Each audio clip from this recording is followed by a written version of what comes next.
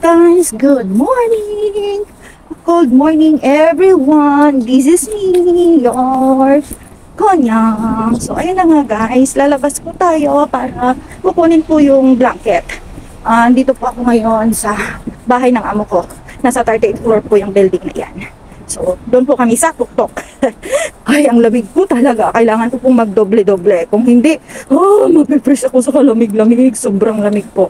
Tapos ito guys, ito naman po yung surroundings namin.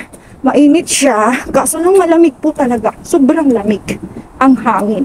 At dahil iniingatan ko po ang aking katawan, at ayaw ko din pong magkasakit kasi ang hirap pong magkasakit lalo nandito po sa ibang bansa. Kaya po, alagaan po natin ang ating sarili at mag-take ng mga vitamin. At habang naglalakad po ako, medyo nakalimutan ko po kung saan po yung laundry na pinuntahan namin ang amo ko. Kasi noon, isang beses lang kami pumunta doon na para palaban. Tapos, doon na lang namin nilagay kasi walang space sa bahay. Ngayon, nalilito ako kung saan yung place na iyon. Ayaw ko din tumawag sa amo ko. Pero alam ko kung saan. Kaya ngayon, titignan natin kung saan yung banda. So, habang naglalakad nga po ako guys, ayun, nakita ko nga po talaga. Alam ko na po kung saan, natatandaan ko na. At ito nga guys, ito na yung laundry na sinasabi ko. So, dyan po kami nagpapalabas. At ngayon, pabalik na po ako sa bahay kasi nga po, marami pa akong gagawin at magmamarket pa po ako. Ay, hindi pa po tapos yung trabaho ko, mga kaibigan. Ako po yung magmamarket pa.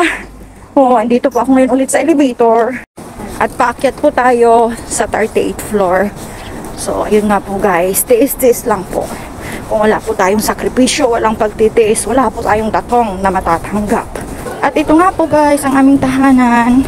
Ilalagay ko lang po itong daladala ko at lalabas ulit ako. Ay, aba, maganda pala si Konyang. Charo. Maganda lang po yan sa camera. So ito nga po guys, tayo ay lalabas ulit at magmamarket po tayo. For more videos po, meron po ako sa aking YT channel. Please follow my YouTube channel, Simjess Vlog. Thank you and have a blessed day everyone. Lagi po tayong mag-iingat.